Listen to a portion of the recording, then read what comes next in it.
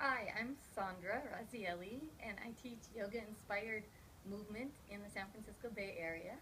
And it might look like right now I'm just kind of hanging out and slouching a bit, but actually I'm taking care of my feet.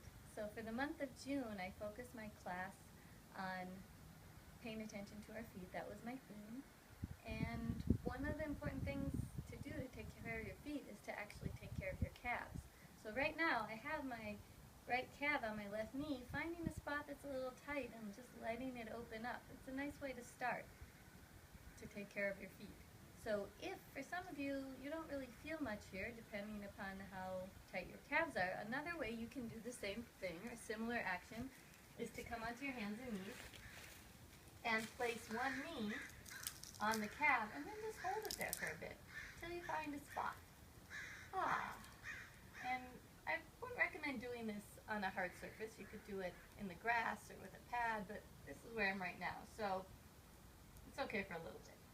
And find another spot, and I'd say do this for a little while. Find like 4 or 5 spots, take your time, exhale, allow for a little bit of release.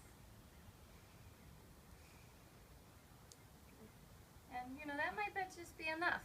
But if you want to go play a little bit more with your feet, first thing to do is take off your shoes, take off your socks, wiggle your toes a bit, give them some time to be out in the great outdoors under the light, and then go ahead and place one ankle over your knee, and you can do this in any seated position, and weave your fingers between your toes. Create some space in there. Now sometimes that might take a little effort, but weave your fingers between your toes, and then go ahead and circle your ankle one direction.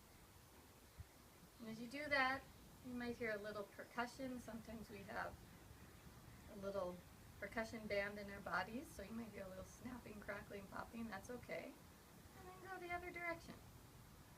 So clearly this is something you can do while you're hanging out with your friends, while you're watching TV.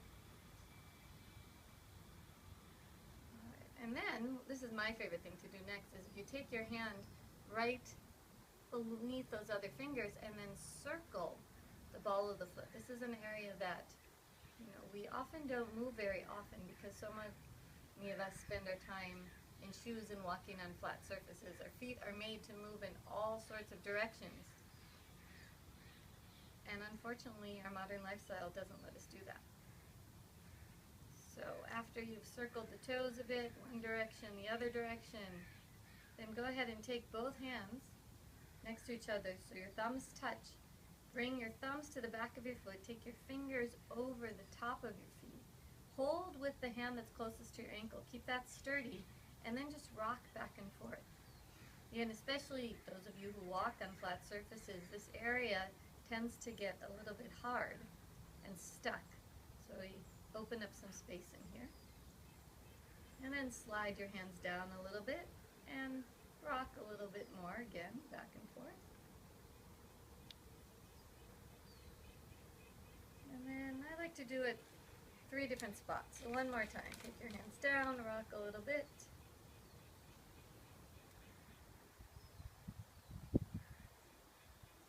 Good. And then just go ahead and let go. Notice how your feet feel. My right one feels a little more tingly than my left. And wiggle the toes a little bit. And then if you want, you can play a little bit of toe games where you look at your toes, spread them, maybe bring the big toes up higher than the little toes, maybe go the other direction. There's all sorts of different ways you can play with your toes, and most importantly, keep the feet moving. Try walking on all sorts of different surfaces. Try going barefoot, first in your house, maybe outside. A good place to go is to the beach, but most importantly, pay attention to your feet. You treat your feet well, other parts of you will feel better too.